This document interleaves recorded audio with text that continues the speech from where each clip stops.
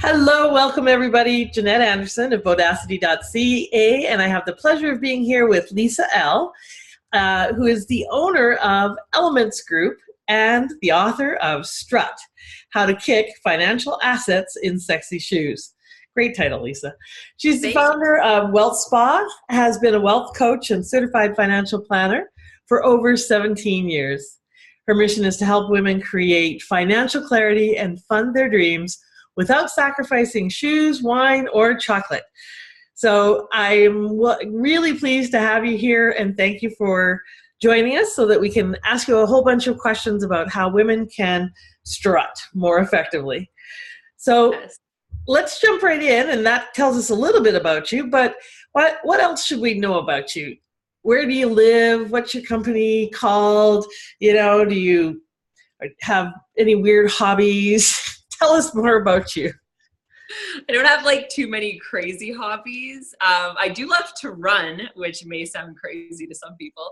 But I have two daughters that are 8 and 10, and I live out in Cochrane, Alberta. So just a little town outside Calgary. So yeah. Lovely. Yeah, it's great out there. And have you always been from here, or are you a refugee from somewhere else? Because almost everybody is in Calgary and area. Oh, pretty much an Alberta girl, born in Edmonton and then Calgary for most of my upbringing. And I only moved out to Cochrane 7 years ago. So Okay, awesome. And you've had your own company for a long time now, and you've been in this field for a long time. How old were you when you got started on finances? well, that's a great story. So I was basically I just finished graduating from with my diploma at age 20. So that's when I started in the financial services industry.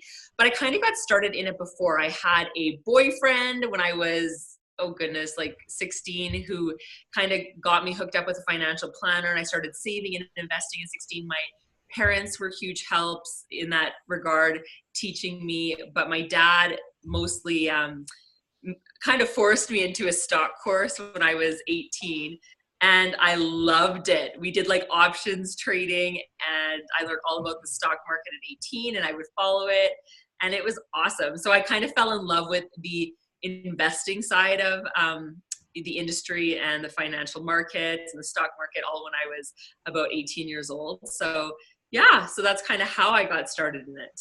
Oh, it's a very interesting story, and kudos to the parents of your boyfriend who had him interested enough in finances that he got you going with a financial planner, because that's very unusual at that age. Very Yeah. unusual. So that gave you a real step up. And yeah, option trading at 18, not what I was doing, that's for sure. In fact, never have I done that, but certainly wouldn't have been doing it at 18. So kudos. So clearly you've got passions in this area. What's your why around money and who you serve, which it predominantly looks like women, or largely you work with women? Um, why does that matter to you so much? I think, Jeanette, it matters because, well, I think naturally I'm a woman. So that's, I think, who my natural market is. And we talk like your ideal client avatar and those kind of things. I think we naturally tend to gravitate to people who are a lot like us.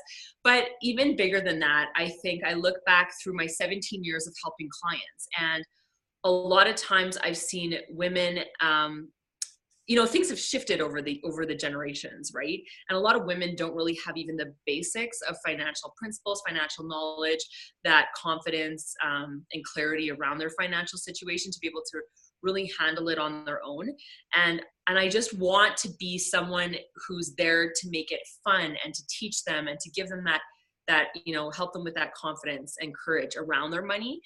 And I really want to break down the kind of stigma that it's like a man's industry and that it's so complicated and all these horrible acronyms that, just scare everyone away, all the marketing at the banks and whatnot. So I just want to like make things easy and easy to understand, because it does seem complicated, but when you break it right down, it's so simple.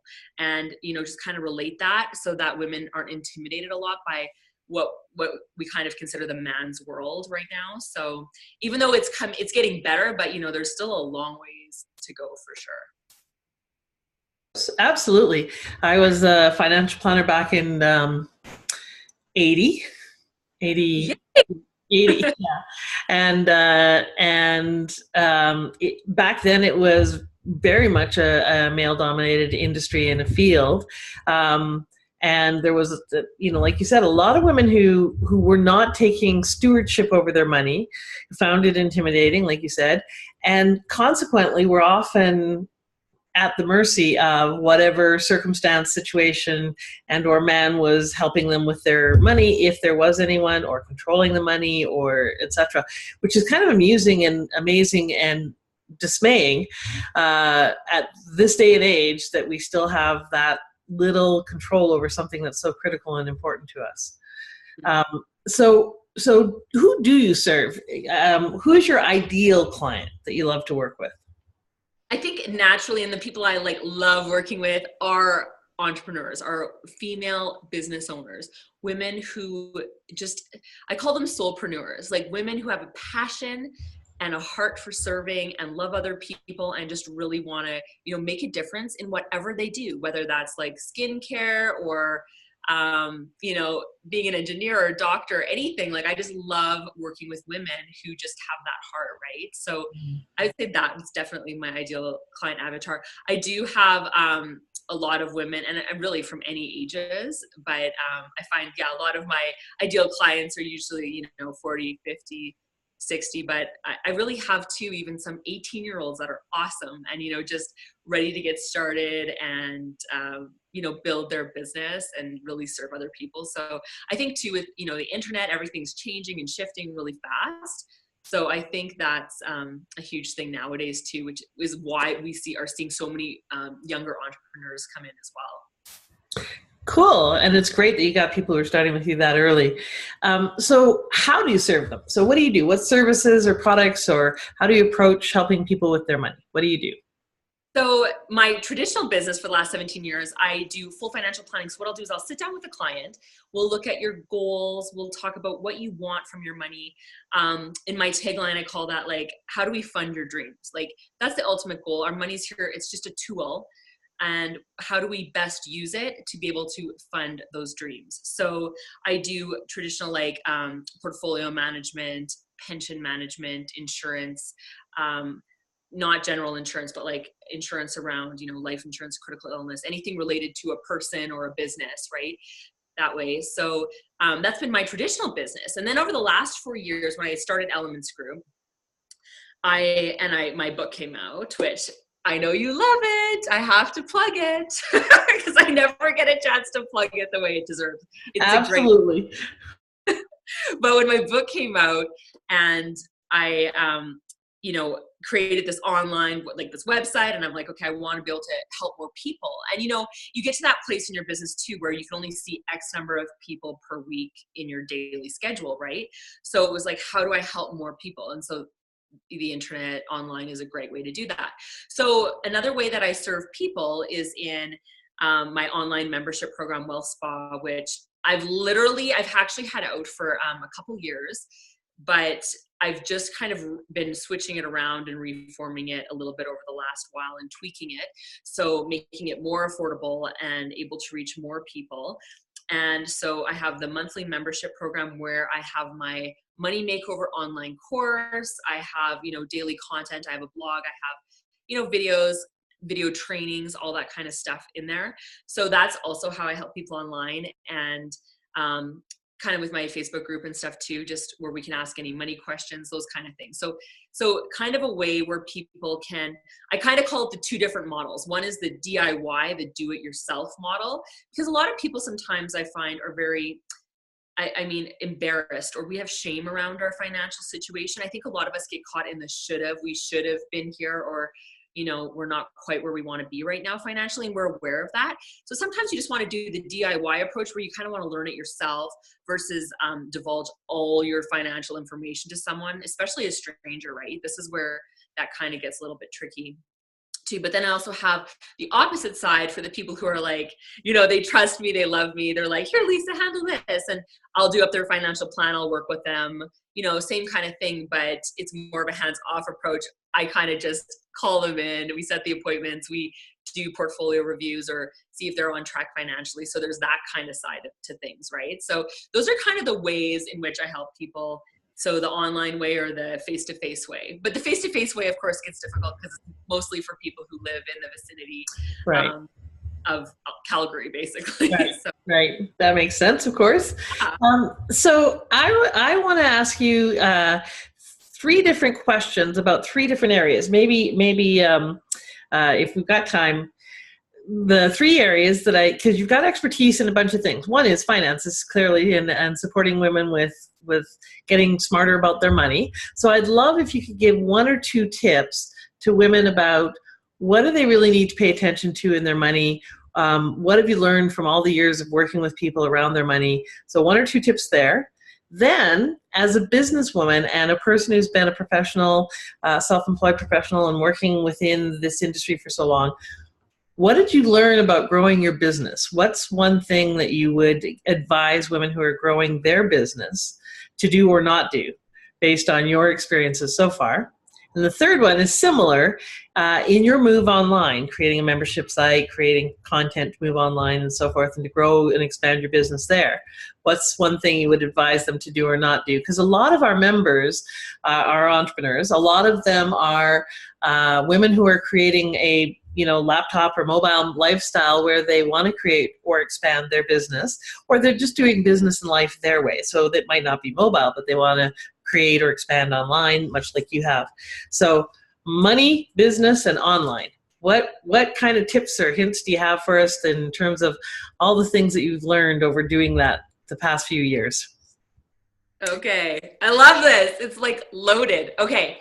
So for money, I think the biggest thing is you sometimes just got to rip off the Band-Aid and kind of take a deep look and face your money. Sometimes I think people are just scared.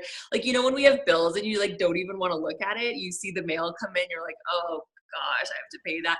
Sometimes, so it's not just me, huh? Yeah, I do that still too all the time. But sometimes you just got to face it and deal with it. And then, like it brings in kind of the law of attraction, like it brings in more, right? When we push things away, we also push away, like we push our bills away, we also push away, I think, money a lot of times. So one of the biggest things that I tell a lot of my people is I say, make sure you plan yourself a money date. So take your money on a date once a week. So this is like what my money date would look like. For me, I have my latte. I go to my favorite cafe, I get a latte. I usually come home because that's where all like my bills and filing cabinets and everything are. And I have my computer and I sit there and I pull out a blank piece of paper and I go through everything. I make sure everything's paid up. I review my net worth. I check my bank accounts, just everything, like money coming in, money going out, all of that. So I do that daily, but for a lot of people, they don't need to do it daily. I do it daily because I have a business and, I get my assistant to help me with that too. But the other part of it is a lot of people are just employees too, or in that middle of, transitioning from their, daytime job to their own business. So, you don't have to do it all the time, but once a week, I would say at minimum, do a money date. And that could also mean like a glass of wine, light some candles, like treat it like a date, treat it like you're in love with your money, and it's not like, really bring that energy to it, that it's fun and that it's awesome because, money wants to know it's wanted. It's like, if you don't want it, it's going to leave you. It will run from you. That's a great line. I love that. And it's very true. And haven't had that framing before about, make love with your money so that it loves you too. But really, right? It's kind of like that. But I mean, it's like any relationship, right? You give it some TLC, it's going to grow, it's going to flourish. It's being noticed. It's not just being hidden under a mattress, that kind of thing. So yeah, I think that's like my biggest money tip. And definitely seek for professional help, like when you can, whether that's an accountant, get a lawyer to do your will, make sure you have a will, and really find like an independent certified financial planner. I think that's so important to get that unbiased advice than just the products a lot of time. I think that's really huge too. So that's my like financial advice. Okay, awesome. Now, how about what have you learned as a businesswoman over the past, many years? If you were talking to your younger self, what's one piece of advice you would give your younger self to do or not do as you were growing your business? Oh, I would say the biggest thing, and I mean, this kind of goes for the online thing too, and for business, but I think creating that clarity around your business is huge. I think I look back, through all the times I've had, rough times in my business over the last 17 years. And all those times is when I felt like I was lost. And I felt like I really didn't have a clear path in which to go. And I think that makes all the difference. Like just that clarity and giving, like part of my tagline is clarity, confidence, and courage. But when you don't have any clarity, it's like you're the ship without the rudder, right? You don't know where you're going. And, clarity is the first thing you need to have in your business. It's like if you're going to go sell t-shirts, you already know that's what you're going to sell is t-shirts. You have more clarity than most businesses, right? When you're in it's kind of like, or like when you're going to go become a doctor, you need to know what you're going to specialize in, right? You can specialize in eyes or feet or, neurosurgery or whatever, right? Like there's so many different paths to choose. And I went into financial planning thinking, oh, I'm in financial planning, but there's like a million different paths to choose, like, and markets. Absolutely. And product stuff. So like just getting clarity on your business, like real clarity, like really zoning into who your ideal client is, zoning into how you want your life to look, how you want, everything to kind of play out, and getting that clarity will really help in the manifesting, the growing, the, everything coming together in your business. And I think this is like, for me, by far, something I'm still working on. And it's also something you have to refresh all the time. It's not something that you do once and forget about. It's like the constant, like, they say like the tap, tap, tap of the hammer. This is something you just have to keep doing all the time. I do like affirmations and goal setting, but it's almost like it's not even goal setting. It's just reiterating to yourself where you're headed, like all the time, every day. So I think that's huge in business, is knowing that. Cool. Has there been a tool that you've used, or a process, or a way that's really helped you get clarity, especially about your kind of your strategic direction? Have you used other resources? Do you go away? How do you get your strategic clarity? Well, one of the biggest things is I pay for coaching. I have a fair amount of coaching or programs that, or like, coaching online programs, whatnot, plus one-on-one coaching that I do. So coaching is huge, but a lot of that coaching just, again, reiterates to myself where I need to be heading. And one of the biggest tools, honestly, I use and I love is just a journal and a pen, like simple, and a coffee. Yeah. And A latte. fresh piece of paper every day. I love fresh, like nothing is better than a clean piece of paper, and you can create all those possibilities, right? And just really bring them into reality. So I think coaching is huge. Everyone needs a coach. I mean, and I have different coaches. I have a life coach. I have a business coach. Like there's coaches for everything.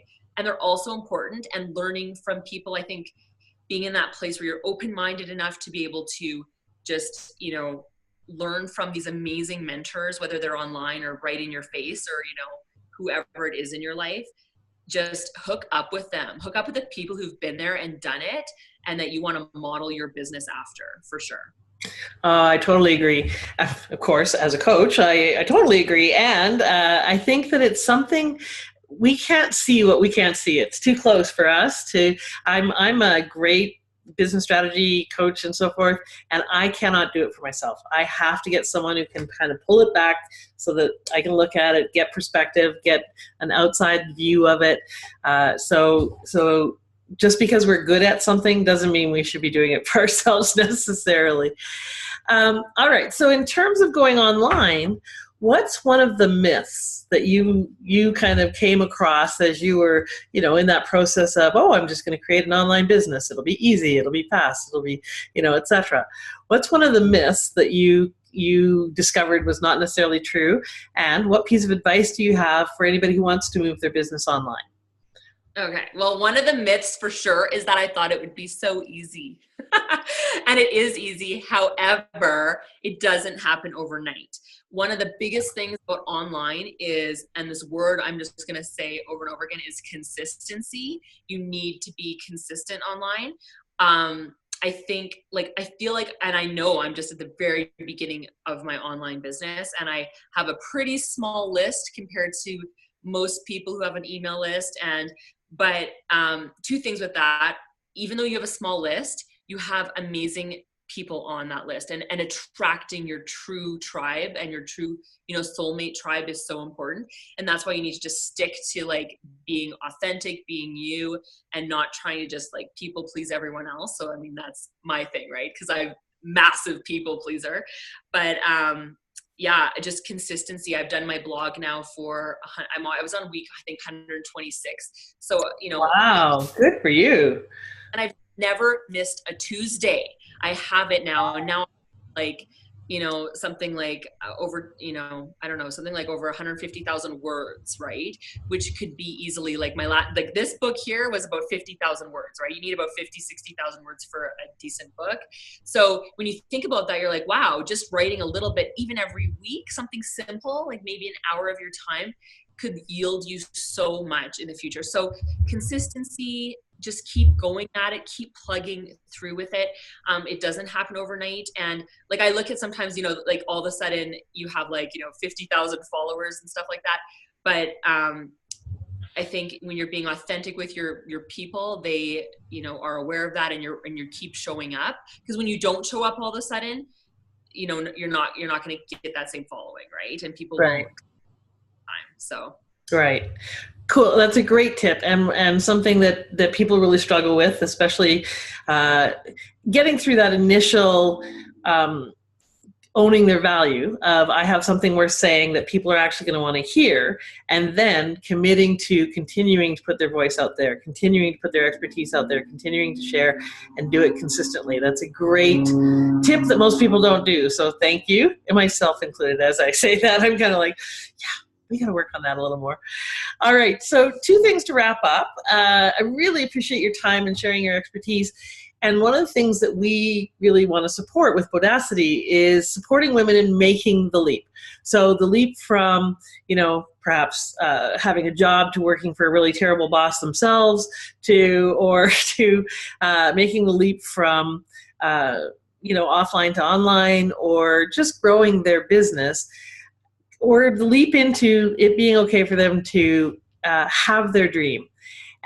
And I love that courage is a component of your tagline, because it is basically what Bodacity is all about, is providing courage to make the leap. So for you, in your life, what's been a big leap that you made?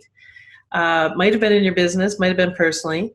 And what did it take? What was the shift for you that allowed you to make that leap, that you would be willing to share with our members? Because there might be someone who's trying to make that very leap right now. And how did you do it? How did you get yourself to push through?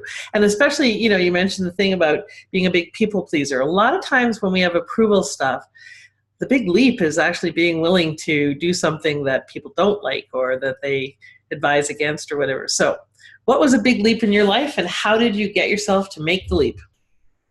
Well, it would definitely be about hitting publish on my book. So I had written my book, and it literally took me, and you can ask my life coach, probably 3 or 4 years easily to get over the fear of putting my story and my writing out in the world. And wow. I mean, I would tell other advisors, other like amazing friends, colleagues in my industry that I'm writing a financial book, and they'd be like, why would you do that? Like, everyone's going to judge you. And, but I really had to get to that point. And they were literally trying to help me. They were like, not trying to say, oh, you suck. They were just trying to say, are you sure? Like, they didn't want me to get hurt. Right. And I was just like, you know what? No, this book is it's not for like trained financial advisors. It's not a textbook. I'm trying to like just make finances fun for, kind of the average woman, right? So, not someone who's a trained, professor. So I really had to get over the fear of, putting my writing out there, putting my life out there, putting my thoughts, that vulnerability. And it was really hard, because I want people to like me. And I had to keep working on and releasing, and just constantly being in a place of release around what's going to happen when someone says my book sucks. And it's okay. It's happened. And I survived it, but I had to deal with that. So I had to deal with kind of the rejection of my book before my book even went out. And I mean, this went deeper than just my book. This is like you say, like it's deeply ingrained in my whole life and everything that I do. I want people to like me. So getting over that was huge. And again, life coaching, affirmations, like just, releasing and just being aware of it every time it happens, and being like, what's more important? And what was more important to me was that my message gets out, and that I'm not playing a small game in life, and that I'm here to really make a difference, and that, it really doesn't matter what happens to me if people make fun of me. I'm like, knowing that there are people I'm going to help, that makes the difference versus the people that, because the haters are always going to be there, no matter what you do, what you say, what you look like, anything. So just kind of getting over that was huge. So that was definitely my biggest thing for sure. And I'm still working on it. Well, and I love and appreciate the authenticity about that, because there's so many people who struggle with that. And I love one of the keys that I heard in there was asking yourself the question, what matters more? Because I think we don't necessarily, it's easy to say, get over it and, do the affirmations. And sometimes that just doesn't move the dial at all. The approval is a really, really deeply entrenched issue. And just wanting to be liked and loved and not rejected and so forth. So what matters more? Calling in that thing that's a priority for you, calling in that bigger commitment. I often say answers are not all that helpful, but powerful questions can actually make a big difference. So what matters more to me is a great question, and a really simple tool when we remember to use it, because then we're going to focus on what we do want, not what we don't want. So awesome. I love that tip. Thank you. All right. So Lisa, thank you for your time and all your expertise. And I love your enthusiasm and passion. And how can people find out more about you and get in touch with you? What's the easiest way to connect with you? So the easiest way to connect with me. Oh, no. Sorry, Mike. Yeah, sorry. You're back now. That was so funny. The easiest way to connect with me, and she disappears. Is my website is ellementsgroup.com. That's ELLEMENTS group.com. And on my website is everything from working with me as a client or being part of my Wealth Spa membership site or my weekly blogs. I have lots of amazing free information on there. And also at financialbliss.ca is where I have my free tools. So I've got some great stuff on there and lots of content. So yeah, definitely check that out. Great, thank you. And hold up the book really close so we can see. And where can they get the book? Backwards or not, but no, it's not. Okay, cool. And where do we get it? Great shoe, by the way. So where can we get that? So it is available on Amazon.ca. It's at Chapters Indigo Online. It's actually anywhere books can be sold. So if you just search Lisa Elle on Amazon.ca or Strut. And the other thing too is it is available in like hard copy, paperback, and any e-reader platform. So there you go. Awesome. Way to go. That's a big accomplishment to get it out there in that many different areas and ways and so forth. That took a while, especially when you had to overcome that whole resistance to putting it out there in the first place. So congratulations. I'm really impressed with how much you've accomplished and achieved. And I love the fact that you got there one bite at a time, one step at a time, that you just kept doing it consistently. And yeah, over, how many did you say? 100 and how many blog posts? Yeah. 126. Yeah. 126 weeks that you've done that consistently. That alone is my big takeaway from this, is because that's, that's a couple of books that you've created 1 week at a time, one step at a time. So thank you for all of your enthusiasm and passion for supporting women with their money. And ladies, it's a new year. Go book some time with Lisa Elle so that you can get your assets on and get a kick in the asset. And thank you for being here, for sharing so passionately. We really appreciate you. And thanks for doing this recording a second time, because we had a few challenges the first time. And also, I highly encourage those of you who have someone in your life that you care about, get them the book.